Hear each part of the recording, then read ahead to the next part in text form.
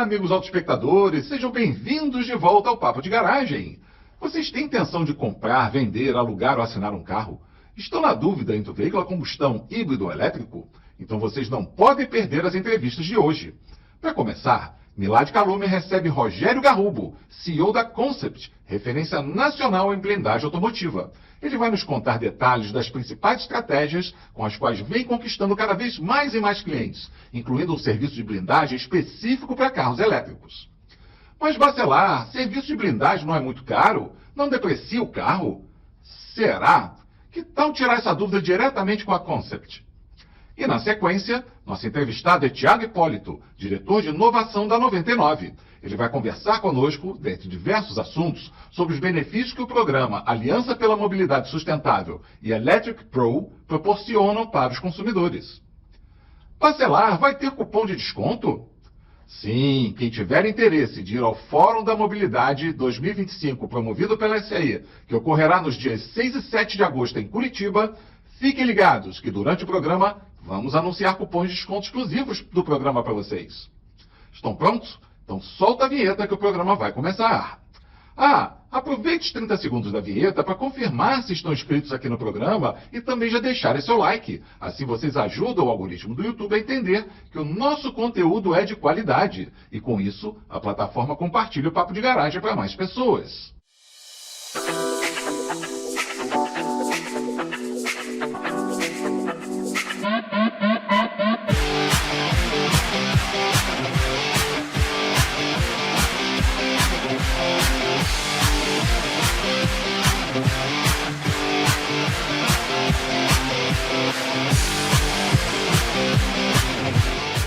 Agora sim, olá, autoespectadores! Sejam muito bem-vindos de volta ao programa Papo de Garagem, sua principal fonte de informação, independente, qualificada, opinativa, descomplicada, sobre o mundo da mobilidade. Mas é importante lembrar que só é possível entregar para vocês todo o conteúdo de forma gratuita, graças aos nossos patrocinadores.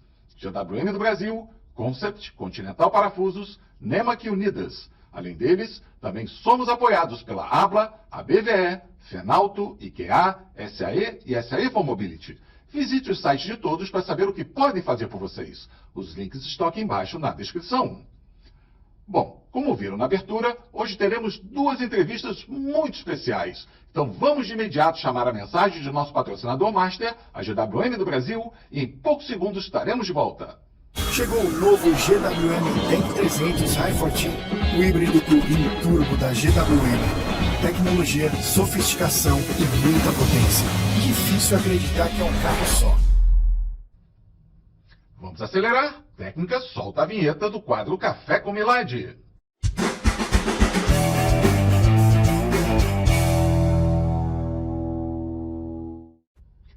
E aí, amigo Milad, vamos tomar aquele café caprichado? Manda-me um abraço aí pro Rogério. Ô, Bacelar, novamente um grande prazer aqui estar com Café com Milad com você. E hoje com o Rogério da Concept. Aqui a gente vai estar falando um pouco sobre o mercado de blindagem. Então, um ótimo café para todos vocês. Rogério, para começar a nossa conversa, Rogério, conta um pouco. Quem é o Rogério? Fala um pouquinho de você, depois a gente vai falar sobre a sua empresa, tudo, mas conta um pouquinho. Quem é você? De onde você apareceu aqui na nossa indústria para poder falar? Conta um pouquinho da tua história, por favor. Para resumir bem, era aquele moleque que jogava bola mal pra caramba. Somos dois. Então, que nasceu na década de 60 em São Paulo, você não tem como se divertir aqui, né?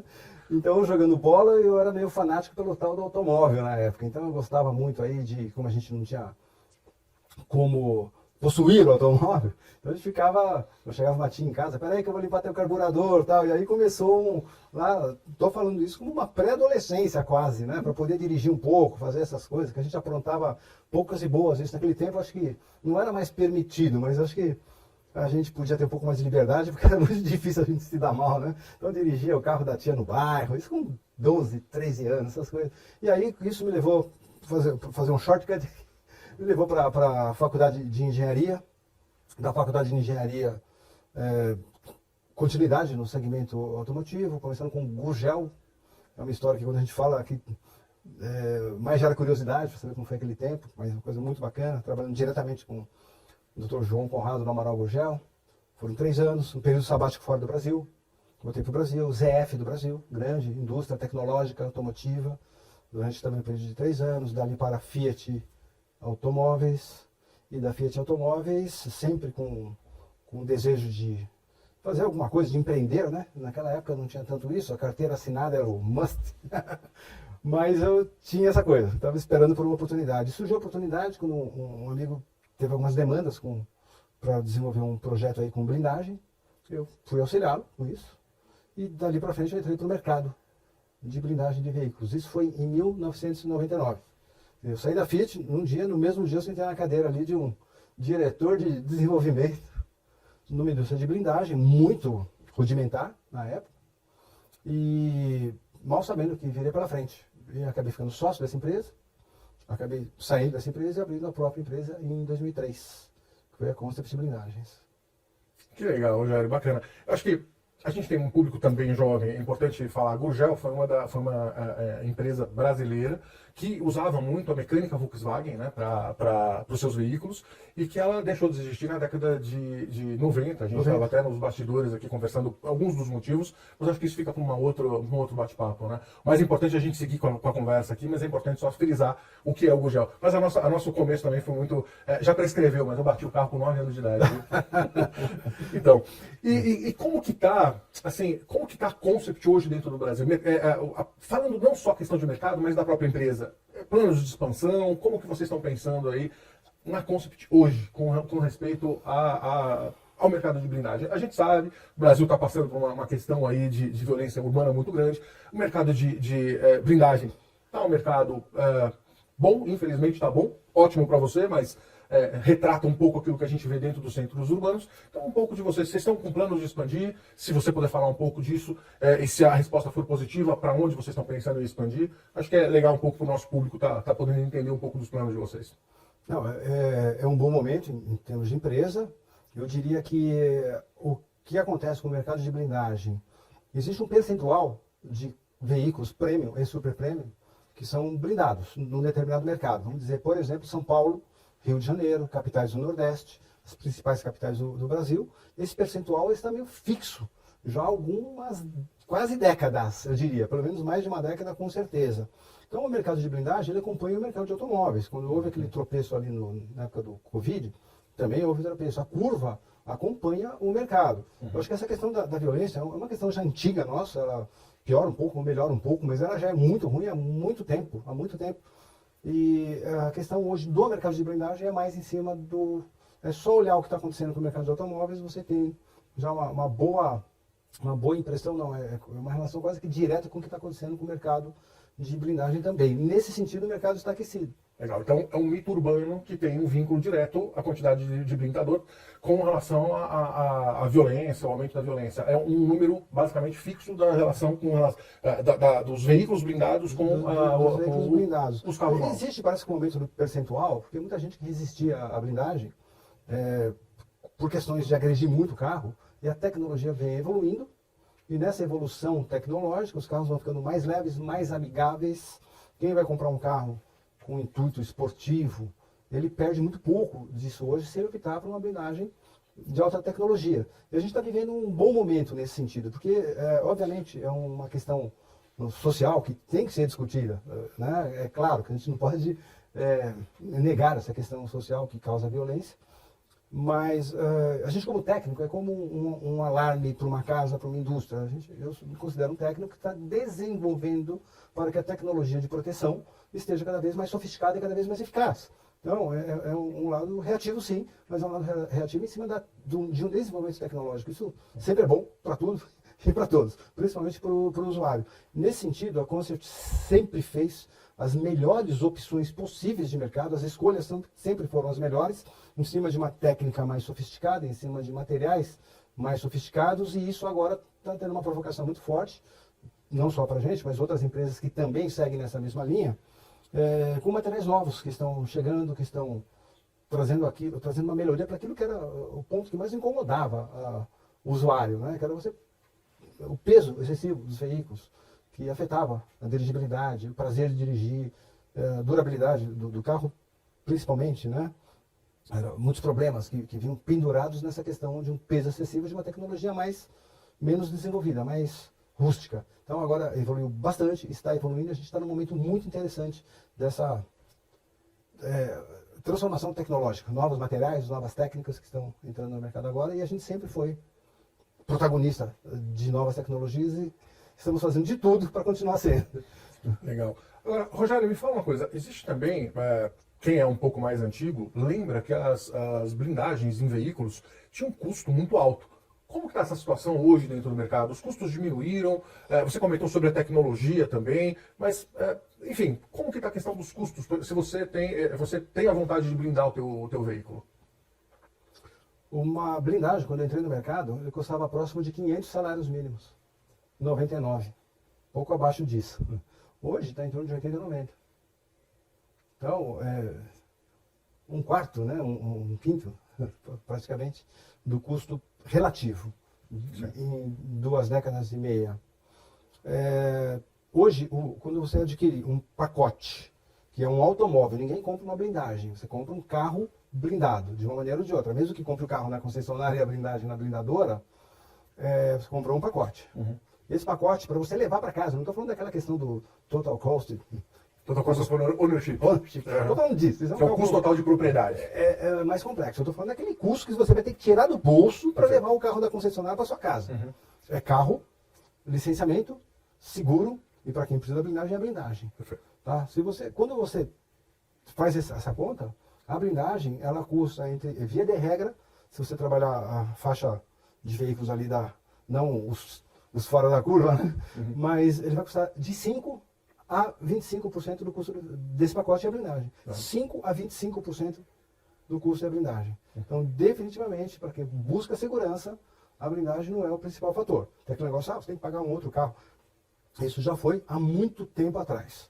Hoje não. Antigamente era 50% a 60%, se eu não estou enganado, é isso? Você tinha os veículos, vamos falar os veículos premium nacionais, de entrada, no começo dos anos 2000, eram carros que custavam 40 mil reais. Uhum. E a blindagem custava 50. Mais do que o dobro. Então você tinha que... Realmente a proporção era muito grande. Hoje, calculadora na mão, pacote, carro, licenciamento, seguro e blindagem, a blindagem vai representar de 5% a 25% desse custo. Os custos são muito mais competitivos, sem sombra de dúvida, com uma tecnologia muito superior. Isso foi uma boa blindagem. Claro, perfeito. Uhum. Você comentou já um pouco sobre o tempo de vida que vocês já atuam aqui no mercado de blindagem. Mas isso é um diferencial competitivo para vocês? Essa experiência que vocês já carregam dentro do mercado brasileiro? E qual o volume também de blindagem que vocês têm no mercado brasileiro? Isso também traz algum tipo de competitividade diferenciada? Porque uma coisa é você blindar um veículo por mês, a outra tem um volume um pouco maior. Conta um pouco para a gente aí como que está a situação da Concept hoje, para os nossos autoespectadores. Eu estou como técnico nessa área desde 99, 26 anos. Está indo para 3 décadas. Hora de voo é importante, não é o único fator. A curiosidade técnica, o background técnico, isso ajuda bastante também. Né? Mas é um fator, sem dúvida. Né? Hora de voo, sim. Não deixa de ser um fator. Como presença de mercado, como percentual, como share de mercado. Hoje a Concept não tem um grande share, é um trabalho mais dedicado, o volume aí entre 60 e 70 carros por mês vai representar 2,5%, uma coisa relativamente pequena em termos de share. Mas são mais de 15 mil carros já blindados, isso é significativo. E esse volume, sim, ele é suficiente. A gente tem uma amostragem de novos veículos, de desafios técnicos, que esse é o que a gente acha, aparentemente é uma barreira, mas esse é o desafio, esse que estimula a sair da cama como técnico e trabalhar o dia inteiro.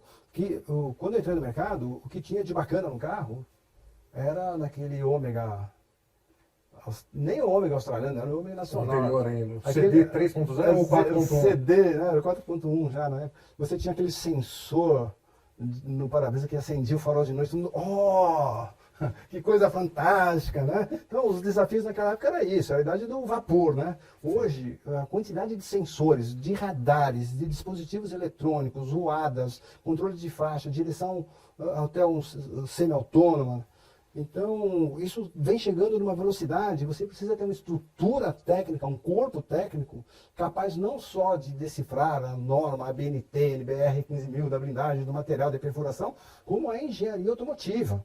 Porque o blindador não tem, ele tem apoio daquela montadora que ele tenha, eventualmente, uma parceria efetiva.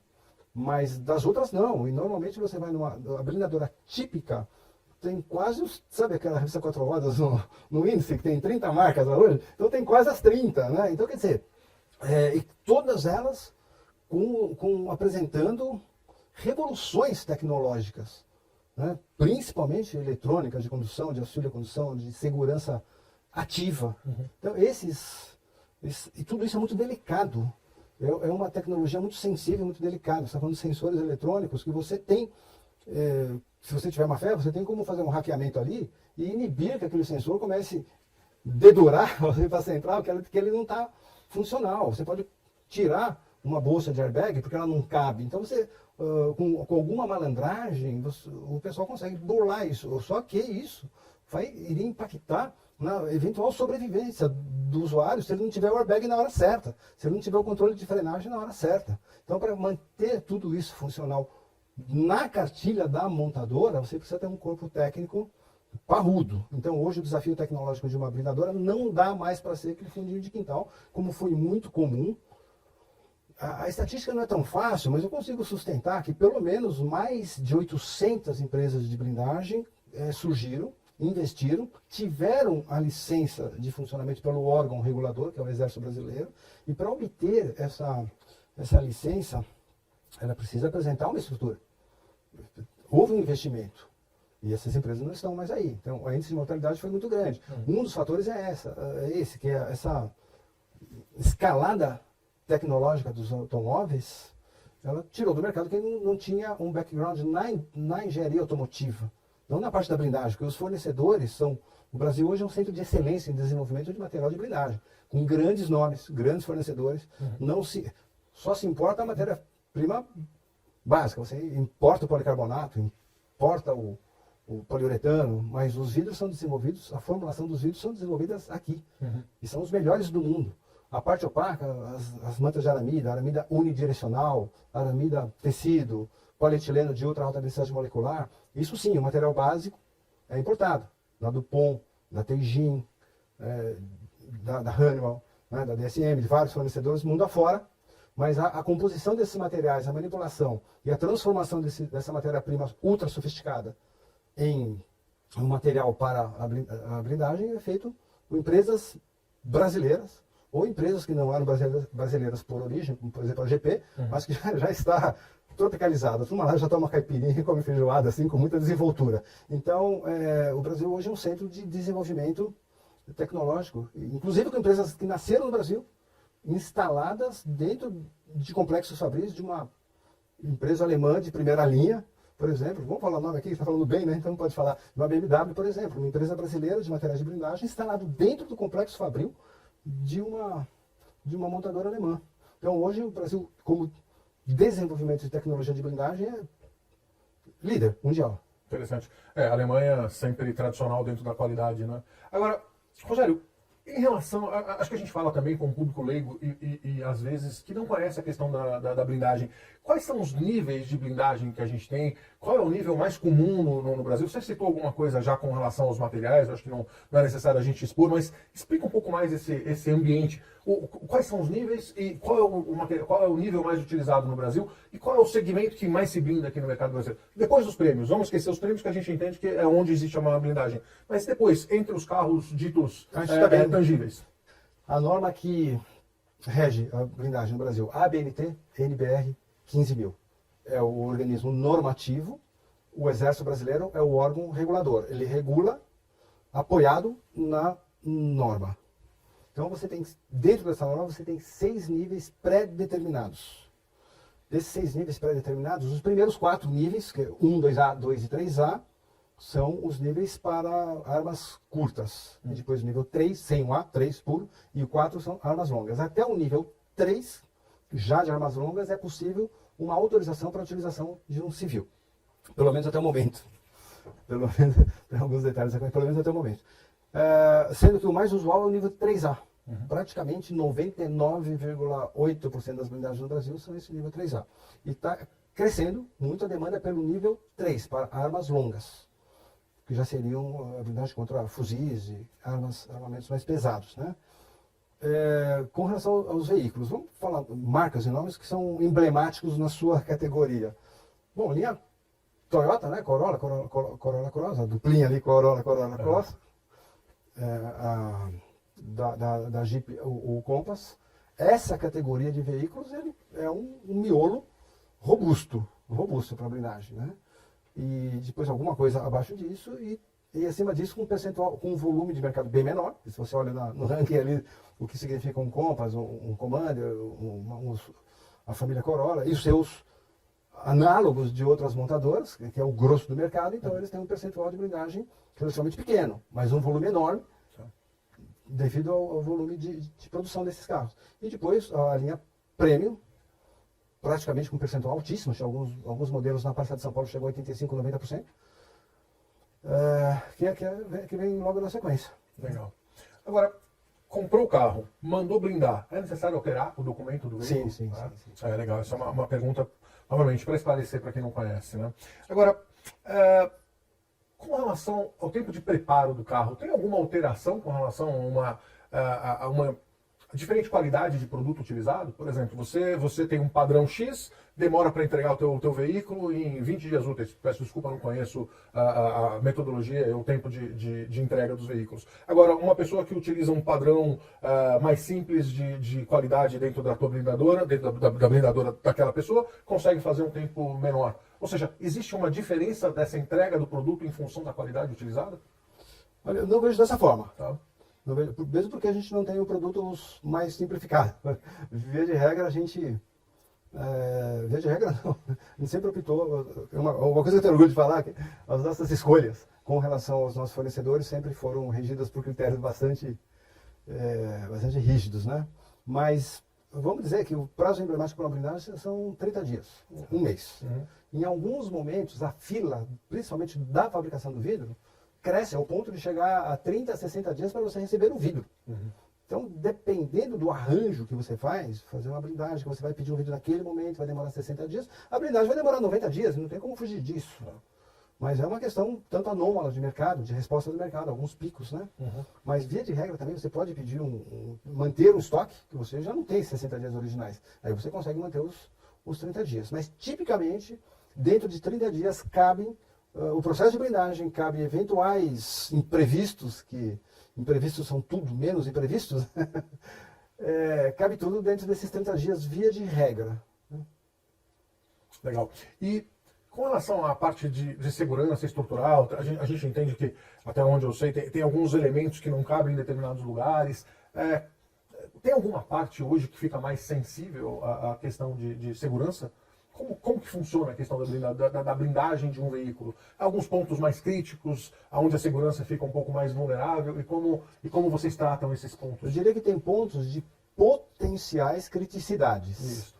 Né? Maçaneta, espelho retrovisor, são o contorno dos vidros de porta, as sobreposições, que o mercado convencionou chamar de overlap, que nada mais significa sobreposição. A gente volta ao mesmo termo. Podia usar em português, né? Em vez de usar em inglês. Mas overlaps. Então, como que você trata disso? Justamente com a complexidade do seu processo, a sofisticação do seu processo. O que você estipula que você precisa ter de sobreposição, por exemplo, na proteção de uma maçaneta. Você tem que ter uma proteção suficiente para que não exista um decréscimo de segurança naquela região. Então, é isso. É o projeto, o desenho da blindagem, a análise de vulnerabilidade e o respeito a você manter um projeto sofisticado, apesar que seria possível você reduzir custos bastante se você simplificasse o processo. Legal. A gente falou no começo sobre acréscimo de peso. Você poderia mensurar o quanto de peso hoje em dia é agregado dentro de uma blindagem de um veículo? O peso é o ponto, vou falar, que mais... Vamos ser um pouco um eufemismo, que mais manipulação tem em blindagem. Todo mundo fala que a blindagem dele é a mais leve do mercado. Né? E os números que são apresentados, em alguns casos, eles são a metade do real. Metade do real. Lá na década de 90, um 3A, uma SUV de nível 3A, pesava próximo de 400 quilos. Veio baixando e ficou estagnado em 250, 260 quilos, uma SUV média, não estou falando nem da enorme, estou falando da média, não estou falando da Navigator. Né? Ficou estagnado em 260. Hoje, com o Tension, com alguns materiais de última geração, ela baixa de 200. Né? Agora, é um assunto muito sensível. Existe uma correlação. Se você tem uma blindagem pesada e barata, ela pode ser segura. O peso está em tudo, segurança, preço. Né? Uma blindagem leve e barata, ela é insegura. A pesada e barata, ela pode ser segura. Agora, a leve e segura, ela nunca vai ser barata. Não tem como. Quando o peso é um fator crucial para aquela escolha, para a escolha da blindadora, eu não posso declarar, eu não tenho, não sei eu que posso chegar, olha, pesa tanto. Então o que a gente faz, o que eu sugiro que o cliente pode pedir isso? Que você traga um instituto certificador, o IQA, por exemplo, que é um Instituto de Qualidade Automotiva, que fornece a normatização ISO para a maioria das montadoras, grandes montadoras do Brasil, utilizam o IQA como provedor do seu sistema de qualidade, de certificação do seu sistema de qualidade. O IQA, ele tem um sistema que você pode contratar esse instituto de certificação acreditado pelo Inmetro e tudo mais, para fazer o acompanhamento do seu carro e para dizer realmente quanto ele está pesando. Se esse for um fator crucial, eu sugiro que seja feito um investimento, que ele é muito pequeno diante do todo o pacote do carro, blindagem e tudo mais, mas que pode ser, dar uma luz a esse tema e trazer a verdade absoluta. Existe sim tecnologia que estão deixando as blindagens muito mais leves. Mas definitivamente não são os números que estão sendo falados no mercado hoje. Rogério, dando uma continuidade aqui e agora entrando num tema um pouquinho mais, digamos, polêmico. A depreciação. Todo mundo fala, depreciação de carro blindado é um problema, deprecia pra caramba. É verdade isso ou é outro mito popular?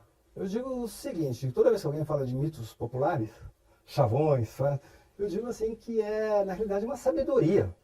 Isso vem de algum lugar, não vem do nada, né? Lembra que a gente falou há pouco de quantas empresas surgiram e hoje não estão presentes no mercado?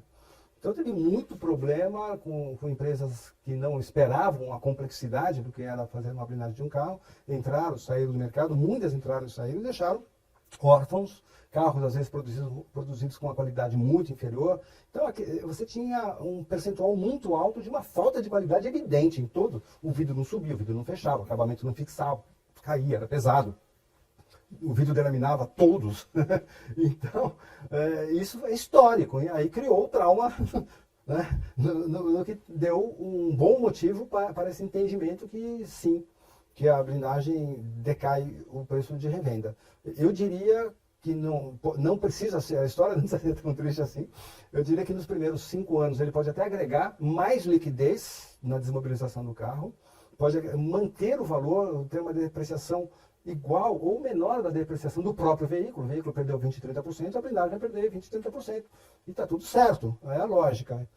Agora, para as melhores blindagens, para os melhores carros, então quando acontece muito de amigos falam, olha, eu quero um carro com uma quilometragem assim, assado, carro tal, 2 a 3 anos de uso, baixa quilometragem, você vai ter que entrar na fila da mosca branca. Isso todo mundo quer. Se todo mundo quer, lógico, tem uma valorização e não uma desvalorização. O que acontece é quando aquela versão daquele modelo já se torna ultrapassado, o custo de manutenção do blindado pode ser mais alto, porque um kit de vidros para se colocar numa reposição de um carro muito antigo é o mesmo preço de um kit de vidros novo para colocar numa blindagem nova.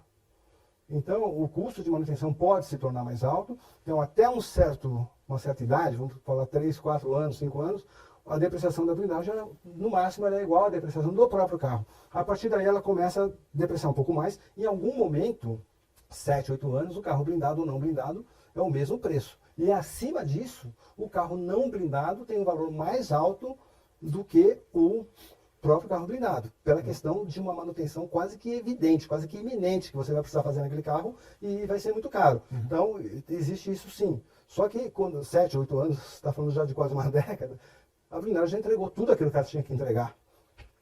Rogério Garrubo, presidente proprietário da Concept Blindagens. Um prazer gigantesco ter você aqui no nosso programa, ter falado um pouquinho aqui sobre o mercado de blindagens, sobre blindadoras, sobre como essa ciência que é o mercado de blindagens. Só tenho a agradecer você, aos nossos autoespectadores, qualquer tipo de dúvida que vocês tiverem sobre esse mercado, a gente fica inteiramente à disposição de todos vocês. E é isso, você quer as últimas palavras, as palavras finais aqui para os nossos autoespectadores? Agradecer essa oportunidade que vocês deram pra gente. Só isso, agradecer a todos aí por estarem contribuindo com a sua audiência. Maravilha. Bacelar, com você. Obrigado, um grande abraço.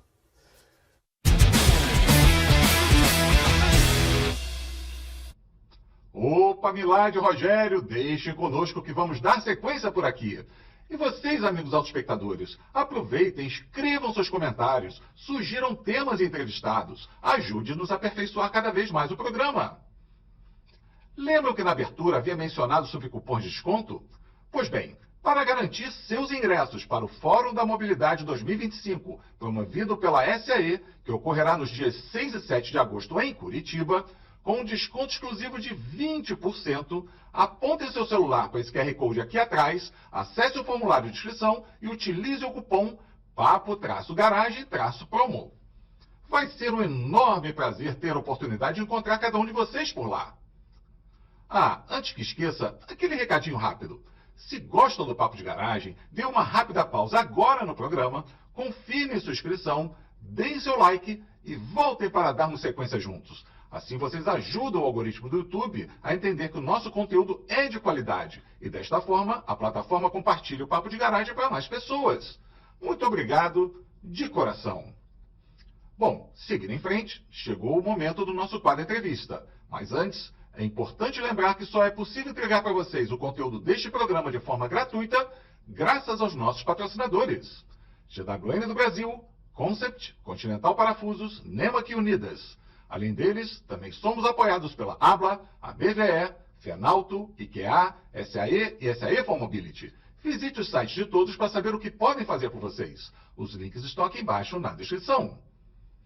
Agora sim, técnica, solta a vinheta do nosso quadro entrevista.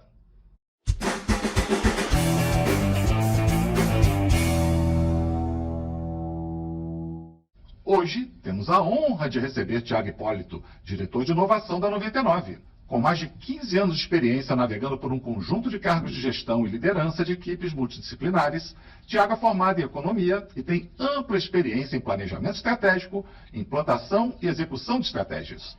Tiago, é um prazer enorme te receber aqui no programa. Muito obrigado por aceitar o nosso convite e seja muito bem-vindo. Um prazer estar com vocês aqui, Bacelar. Sempre muito legal poder compartilhar também um pouco da minha trajetória, compartilhar o que a gente vem fazendo com a 99 e fazer um bate-papo aqui. Porque a troca é sempre muito legal, né? E cada pontinho que a gente vai somando em perspectivas e visões diferentes que a gente tem sobre os assuntos, todo mundo aprende. Eu, particularmente, gosto muito de compartilhar essa experiência que eu tenho tido nos últimos anos. Então, muito obrigado e é um prazer estar com vocês aqui hoje. Com certeza o aprendizado vai ser mútuo, Tiago. Aliás, falando em aprendizado, né, uma boa parcela do nosso público trabalha na indústria automotiva sim, mas atualmente grande parte dele é composto por consumidores de produtos e serviços de mobilidade. Dessa forma, é uma oportunidade incrível de contato direto entre você e eles. Então vamos lá para as perguntas. Vamos lá. Tiago, se existe uma questão filosófica no ecossistema de mobilidade que já se discute há anos e ainda não ganhou uma direção assim incontestável, é o eterno dilema posse versus serviço. Afinal, a compra de um automóvel ainda é para o brasileiro uma decisão emocional, o alto custo dos últimos tempos transformou em tradicional. O quanto o crescimento do serviço de mobilidade, como o da 99, ele está ligado a esse dilema? Vocês têm talvez alguma pesquisa a respeito? Que legal. Essa pergunta tem muito a ver até com o propósito da 99, né? Para quem não sabe, a 99 completa 13 anos agora esse ano. Então, é uma empresa relativamente jovem, principalmente se a gente considerar indústria automobilística, mas ela já tem uma relevância muito grande assim no Brasil. Hoje a gente tem, para vocês terem ideia, registrados na nossa plataforma, numa base ativa, né, que usam a plataforma, 60 milhões de pessoas. E esse crescimento foi muito exponencial até ao longo do tempo. E ao longo dessa história da 99, o que a gente foi fazendo, a gente foi sempre adaptando às necessidades. Então aqui acho que aí um pouco da minha filosofia pessoal e como a empresa se coloca também, né? Aqui a gente não tem muito ou, é muito e, né? Então quando a gente evolui, cada público, cada segmento, cada situação, você tem uma necessidade diferente. Então, a posse do carro, a gente vê ainda, né? Tem muita gente, até um sonho do brasileiro, né? A gente fala do sonho de ter um carro próprio e tal. Mas em determinados momentos, em muitas situações, você ter a conveniência de um transporte por aplicativo, do Zara 99, ela faz muito sentido. E aí, dependendo até das gerações, e aí fica um pouco mais palpável essa discussão, as gerações mais recentes, elas têm menos essa questão da posse. Então, como a gente olha isso, né? A gente pesquisa bastante nosso mercado, esse mercado, e o nosso posicionamento é sempre complementar. Então, como que a gente consegue endereçar situações específicas e necessidades específicas com serviços que a gente pode oferecer para as pessoas. Então, como estratégia, se você olhar hoje até o posicionamento da 99, a gente não tem só uma categoria, a gente tem múltiplas categorias. Então, desde diferenciação de carro, a gente tem moto, tem táxi, que em São Paulo, por exemplo, né, pode usar o corredor ali, que é uma conveniência específica. Depois eu vou falar um pouco mais, mas a gente lançou uma categoria de carro elétrico. O que a gente vem fazendo aqui é sempre evoluir nessa necessidade de negócio, olhar sempre o cliente no centro para nós tomar a decisão e ir complementando. Acho que uma última referência aqui, acho que são duas principais, na verdade, dentro do mesmo componente. A gente tem também uma modalidade de entrega, que a gente usa a moto e o carro para fazer entrega, mas a gente evoluiu até esse modal, por exemplo, para caminhões. Então hoje, 99 entregas, você pode fazer entrega de caminhão. Então aqui, por isso que eu falei da complementaridade, olhar a necessidade do cliente, como a gente vai evoluindo e conseguindo construir, tem muito a ver. E o 2 é um anúncio recente que a gente fez no mercado, né? A gente vai lançar, ou está lançando já, a gente lançou Goiânia e lança em breve São Paulo, o 99 Food, que tem a ver com o nosso negócio, de certa forma, né? Um negócio que é complementar, mas a gente sai só de ser transporte de passageiro, evolui para entrega de coisas e agora a gente está entrando, de fato, no mercado de entrega de comida, que é o 99 Food. Então, acho que essa questão da posse versus prestação de serviço, a gente sempre encarou como o e dentro da prestação de serviços, como que a gente atende cada vez mais a necessidade do nosso cliente, pensando sempre numa jornada.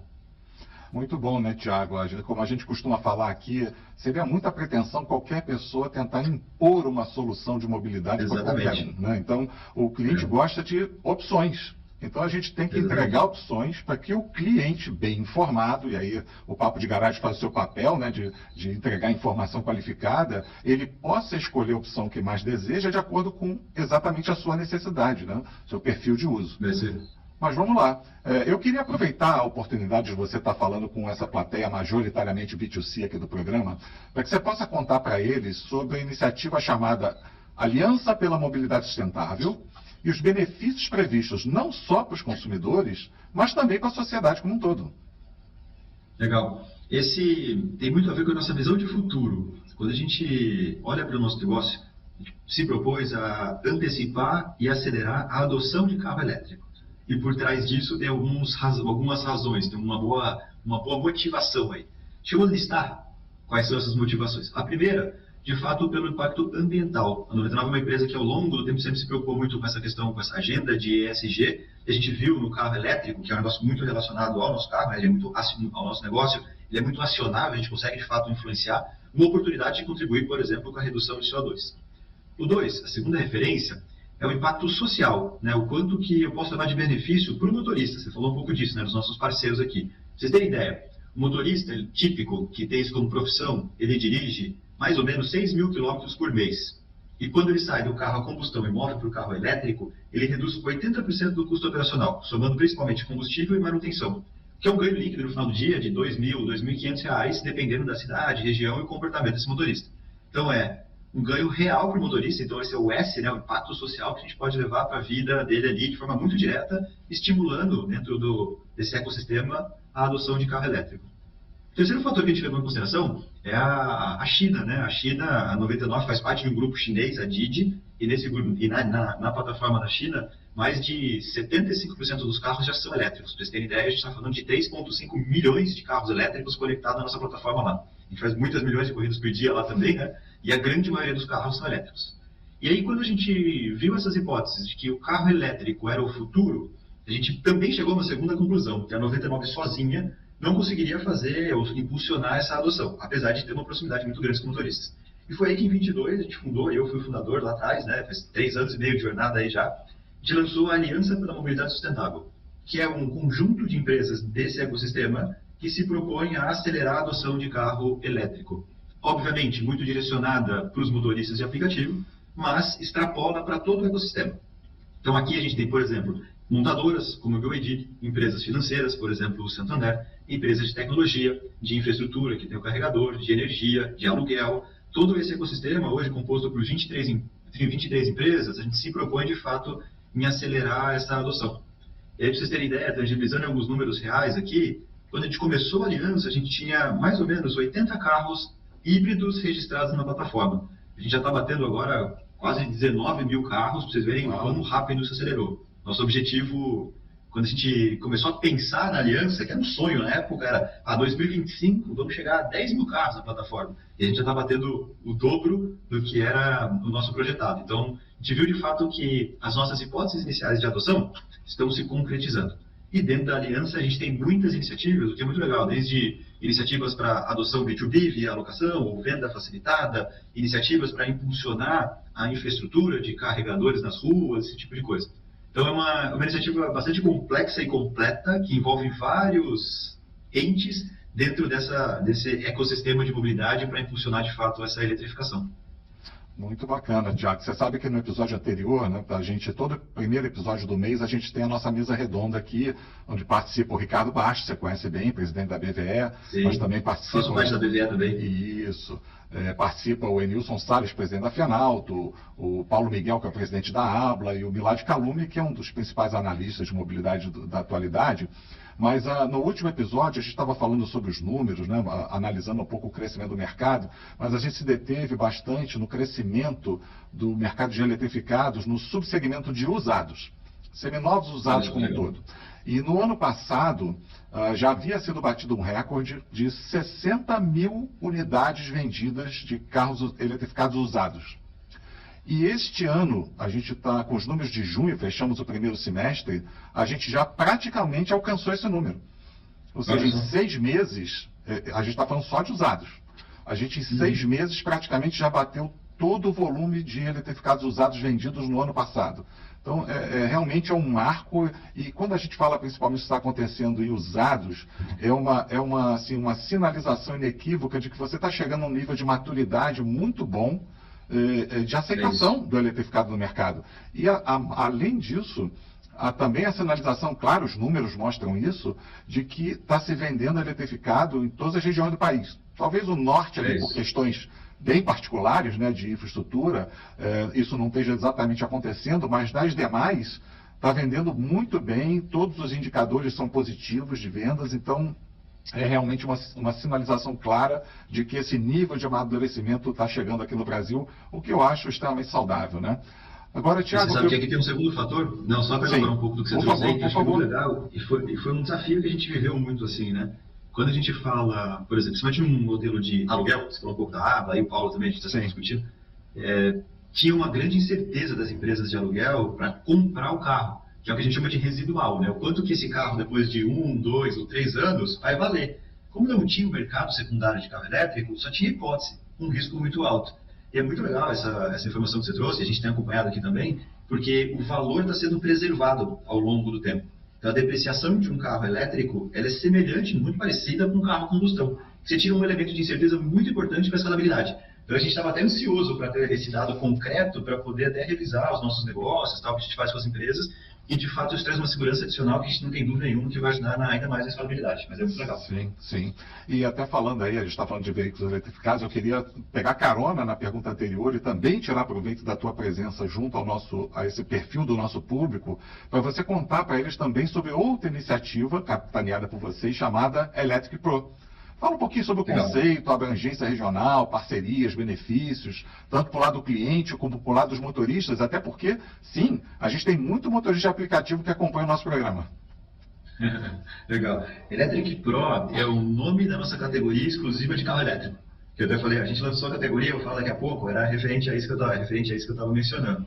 E foi muito legal, assim, porque é um projeto e uma ideia que a gente tem desde o início. Desde o início, quando a gente começou a discutir sobre carro elétrico, olha, parte do nosso plano é construir uma categoria que é dedicada a isso. E qual que é o ponto aqui, né? Para a gente lançar uma categoria nova, tem um equilíbrio de marketplace que a gente chama. Eu vou simplificar bastante aqui, mas eu preciso equilibrar a quantidade de motorista que eu tenho com a demanda de passageiro. Isso não é algo trivial. Para quê? Para levar uma boa experiência para os dois lados. Não adianta nada lançar uma categoria, eventualmente não ter um carro suficiente para poder atender aquela demanda. E o nosso negócio é extremamente complexo, né? Porque você precisa ser naquela região, naquele minuto. Não adianta nada, naquele minuto ter um carro a 10 km de distância. Ou ter um carro próximo, mas né, não é naquela hora. Então, ele é muito complexo, esse equilíbrio de marketplace que a gente fala, para levar uma boa experiência. E foi muito legal, porque no final do ano passado, a gente atingiu o mínimo que a gente julgava necessário em São Paulo. A gente lançou em setembro do ano passado, ainda com uma região limitada, com algumas, mais o centro expandido de São Paulo, que concentrava já um bom equilíbrio para ter essa oferta e demanda num ponto ótimo. E foi muito legal, porque, na verdade, o como ela funcionou foi muito melhor que a nossa expectativa. A gente ampliou 3 vezes a região de cobertura em São Paulo. Além disso, a gente já decidiu expandir para outras cidades. Então, a gente já lançou um mês e meio, agora, faz um mês e meio mais ou menos, foi maio, Brasília, e também se repetiu, o sucesso se repetiu, está indo bem melhor do que a gente projetava.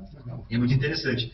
Depois que a gente lança a categoria, eu já explico mais as condições, a quantidade de carros registrados na plataforma ela dá um salto assim, no mês seguinte. Então os motoristas de fato veem o valor, acabam adquirindo mais carros, a gente consegue atrair mais carro elétrico para a plataforma e tem sido um atributo muito legal. E a gente já tem mais algumas cidades planejadas até o final do ano, a gente deve lançar em breve aí, algumas outras cidades até o final do ano, se tudo der certo, pelo menos mais 2, e aí para o ano que vem sim, de fato, expandir. E eu só vou trazer uma característica da categoria que eu acho que é legal. A gente decidiu fazer um posicionamento de carro mais premium, para levar mais conforto, esse tipo de coisa. Então, ela tem 2 características. São carros maiores, aí só tangibilizando no modelo, para todo mundo que está aqui. O Dolphin é um carro que qualifica e separa ali, acho que o carro que é um dos carros que mais tem na plataforma, inclusive, o Dolphin da BYD.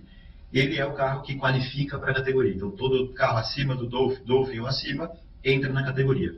E qual é a vantagem para o motorista, o que é muito legal? A gente tem um posicionamento de preço que ele é 60%, 70% acima do POP, que é a nossa categoria base, que é justamente uma proposta de mais valor agregado para o passageiro. Então, o motorista, além de ele ter a redução que eu comentei, né, de 80%, nas corridas do Electric Pro, ele passa a ganhar 60%, 70% mais.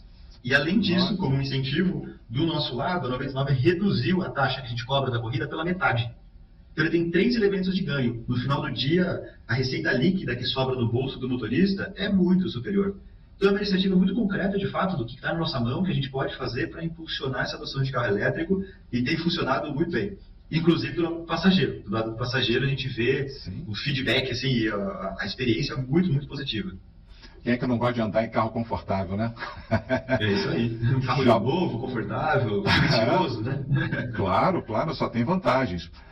Eu já vou voltar contigo, mas eu tenho um recadinho aqui para os nossos autoespectadores. Não deixe de escrever suas sugestões de entrevistados para as próximas edições, bem aqui embaixo nos comentários. Não perca a oportunidade de trazermos um outro super executivo da indústria, como o Thiago, por exemplo, para esclarecer todas as suas dúvidas sobre o tema de sua preferência. Thiago, pegando carona na pergunta anterior, gostaria de explorar um pouco mais a parceria de vocês com a GAC Motors, uma das novas montadoras chinesas presentes no país e que já teve seu diretor de marketing, o Danilo Rodil, entrevistado aqui. Diga-se passagem no episódio que está no top 3 de audiência da história do programa. Legal. Danilo, você deve estar assistindo, um abração para você. Bom, o ponto que eu gostaria que comentasse aqui é o projeto conjunto entre a Didi, que você já mencionou, controladora da 99, e a GAC Motors para o desenvolvimento de veículos autônomos na China. O que você pode comentar a respeito? Essas tecnologias usadas permitem a gente pensar, quem sabe, na utilização desses veículos aqui no Brasil, ou ainda existem pré-requisitos de infraestrutura que a gente não tem disponível ainda no Brasil? Legal. Eu vou explorar aqui essa pergunta em algumas dimensões. Acho que a primeira dimensão é falando justamente da relação GAC-Didi, que na China é muito forte, assim, né? Então, lá na China, além dessa parceria que você mencionou de carro autônomo, eu vou falar um pouquinho mais, a gente tem muitas outras iniciativas em conjunto para, de fato, impulsionar a adoção, aí, como eu falei, né? E um dos carros que a gente mais tem na plataforma na Didi é, de fato, da GAC.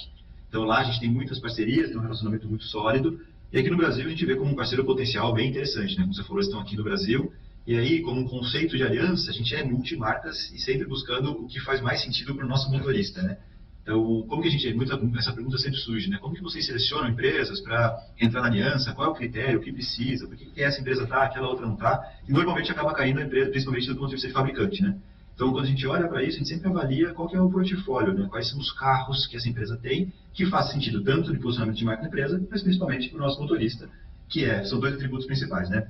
Um, que é um custo relativamente baixo, um carro acessível, de boa qualidade, e que tem uma autonomia muito alta. Então, acho que pensando na GAC como parceiro de futuro, sem dúvida nenhuma, tem essa parceria da China, que no Brasil a gente vê uma muito boa conexão com a nossa proposta. Especificamente na sua pergunta, aí vou abrir aqui em 2 pontos principais, né? A Didi, ela lidera na China esse mercado de autônomo. Então tem uma divisão, de fato, que já tem muitos anos que a gente vem pesquisando, e é a nossa principal linha de investimento futuro, assim, né? Quando a gente fala de pesquisa, desenvolvimento e investimento futuro, carro autônomo está no top ali. Eu já tive a oportunidade de andar num carro autônomo, fui para a China, isso foi final de 2020, final do ano passado. Final do ano passado, e é muito legal, porque algumas regiões lá você já consegue acessar e pedir o carro no próprio aplicativo. E aí o carro vem, seria um motorista e tal, e foi esse anúncio que você comentou, que saiu recente, que aí a gente oficializou, aí foi bem agora, né, faz alguns meses também, que lá na China a GAC é o nosso parceiro para, de fato, escalar esse negócio de carro autônomo. Então a Didi entra com a tecnologia do autônomo faz toda a questão de segurança, e a GAC entra com o carro. Então a gente acopla aí a tecnologia de autônomo junto com o carro e cria, faz essa nova unidade de negócio aí. O carro foi lançado até no salão de Xangai, no salão automóvel de Xangai, e tem um potencial muito interessante. Você perguntou também, né, você acha que a terceira dimensão, o Brasil. Né, primeiro, deixa eu falar da China. Lá é muito regulado. É um negócio que há bastante tempo tinha um negócio que a gente chamava de safety driver, que é o motorista de segurança. Então, o motorista entrava no carro, ele ficava com a mão no volante, assim, com os pés no pedal, sem fazer nada. Mas justamente como um backup da tecnologia. Demorou muitos anos para a gente poder rodar um carro sem esse motorista. Então, com índice de segurança, de teste de estresse muito elevado, né? Que aí a gente conseguiu colocar, mas ainda em algumas regiões muito específicas que tem uma condição de trânsito adequada para, né? No Brasil, acho que está bem longe a discussão ainda, acho que não tem planos diretos para cá, e o que a gente vê volta na primeira resposta que eu falei, né? Sempre o E. Ah, o carro autônomo vai acabar? Não vai acabar com o modelo, pelo contrário, os dois vão continuar crescendo, e eventualmente a gente pode ter os dois eu falo moto e carro, né? A gente pode ter alguma situação específica, por exemplo, uma rota, não sei, do centro de São Paulo até o aeroporto, que seja factível o carro autônomo.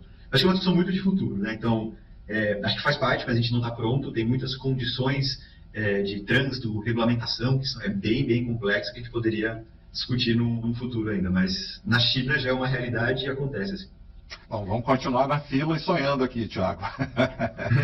Vamos lá. Vamos entrar num assunto aqui agora que o nosso público adora, né? Que é tecnologia, inovação. Aliás, tirando proveito, você é diretor de inovação de uma multinacional gigante como a 99, né? Então, explorando um pouco mais justamente esse tema central da tua área de atuação, que novas fronteiras de inovação você aposta que virarão manchete num futuro próximo no que diz respeito a ecossistema de mobilidade? Aqui a gente vale falar de aspectos de segurança, entretenimento, experiência do cliente, enfim. O que você achar que vale a pena destacar? Legal. Acho que a 99 aqui, né, a Didi como grupo, tem inovação no DNA, né? Surgiu uma empresa na China lá com um propósito e a gente já pilotou muitas coisas diferentes, assim. Quando a gente fala de Brasil, acho que nossa visão de futuro é muito um conceito que a gente chama de super app, que na China já é realidade. Sei aí quem tá, os nossos telespectadores, né, as pessoas que estão assistindo já puderam ir para a China. A gente tem aplicativos lá que olham o dia a dia e a jornada completa do usuário para quase tudo, assim, né?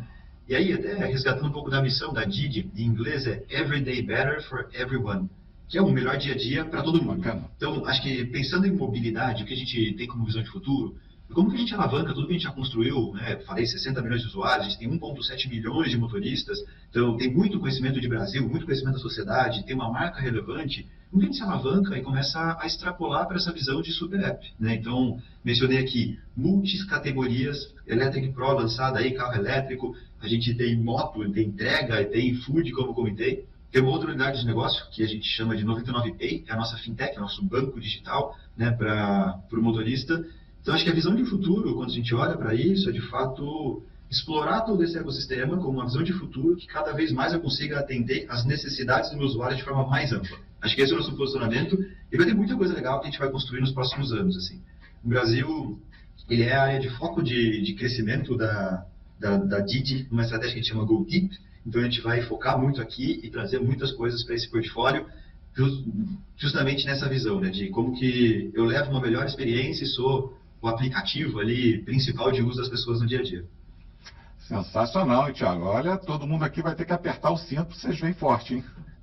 Então as coisas estão bem... Desde quando eu estou aqui, eu não falei, né, mas eu já estou aqui no 99 há 7 anos e meio. Eu entrei em 2018, no mesmo dia que a 99 virou unicórnio. Né? Olha. O unicórnio é quando chega num 1 bilhão de valuation, que foi o dia da compra da 99, pela Didi.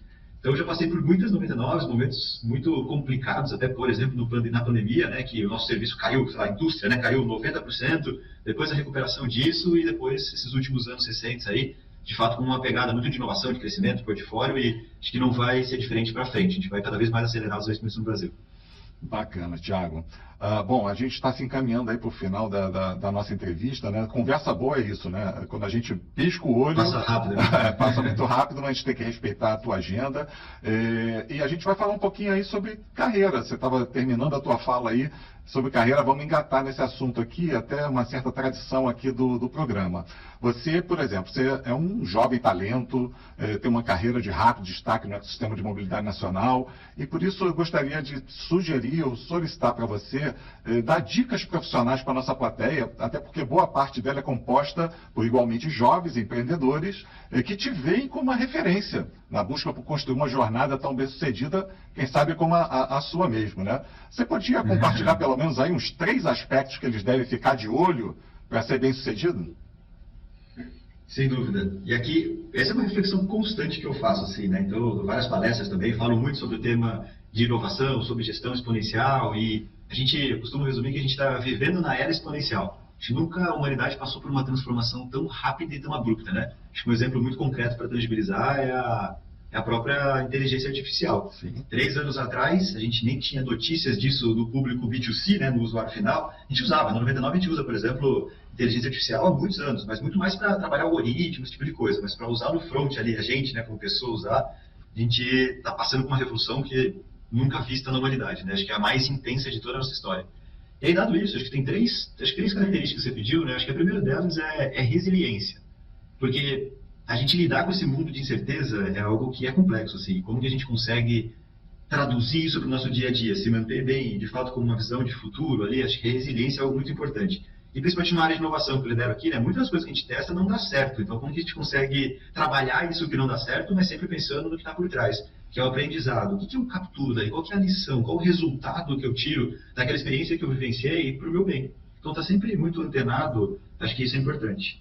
O segundo tem a ver com, que acho que é uma característica fundamental, assim, né, para quem hoje quer se dar bem no mercado, crescer e fazer coisas diferentes, que é curiosidade. Curiosidade de tentar entender e buscar informação do novo. Como a gente falou aqui algumas vezes, né, a gente está numa era exponencial, a quantidade de informação que existe e como você consegue trazer algum benefício daquilo para você e para as pessoas em geral, acho que é fundamental, uma característica de resiliência e curiosidade ali, que acho que é fundamental. E a terceira delas aí tem a ver com a minha característica pessoal, né? Acho que sempre gostei de trazer um pouco para cá também, que é olhar as coisas de forma muito propositivas e de forma positiva.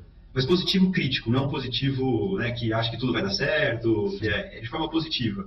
E até tem uma teoria que eu gosto, uma paradoxo de Stockdale, que é, de fato, enfrentar os fatos de forma muito brutal, a realidade de forma muito brutal, entender que aqui é uma situação complexa, difícil, mas sempre buscar um output positivo, né? Uma saída ou algo que eu consiga ter ali com uma visão de futuro muito positiva, que é isso que vai direcionar as suas ações do dia a dia.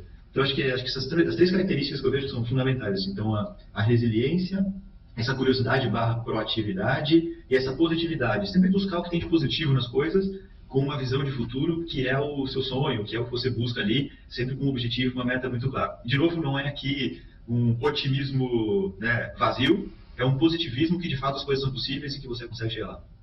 Que bacana, Thiago. Olha, tenho certeza que a turma aqui já anotou tuas dicas todas aí para colocar em prática.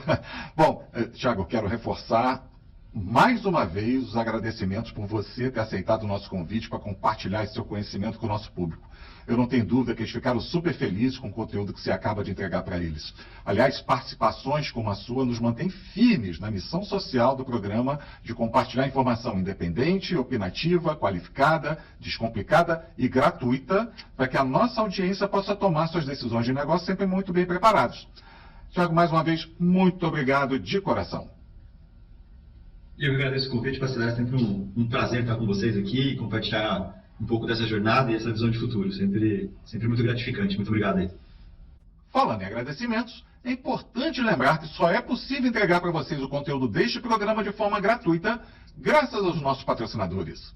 GWM do Brasil, Concept, Continental Parafusos, Nemac e Unidas. Além deles, também somos apoiados pela ABLA, a BVE, Fenalto, IKEA, SAE e SAE for Mobility. Visite o site de todos para saber o que podem fazer por vocês. Os links estão aqui embaixo na descrição. Amigos autoespectadores, com isso finalizamos mais um episódio do programa Papo de Garagem, esperando que tenham gostado do conteúdo de hoje. Não esqueçam, mesmo que estejam nos assistindo pela TV, dê uma rápida pausa agora para confirmar a sua inscrição e registrar o seu like. Também não esqueçam de escrever sugestões e críticas aqui embaixo. Elas são fundamentais para continuarmos aperfeiçoando o programa e entregarmos a qualidade de conteúdo que esperam de nós.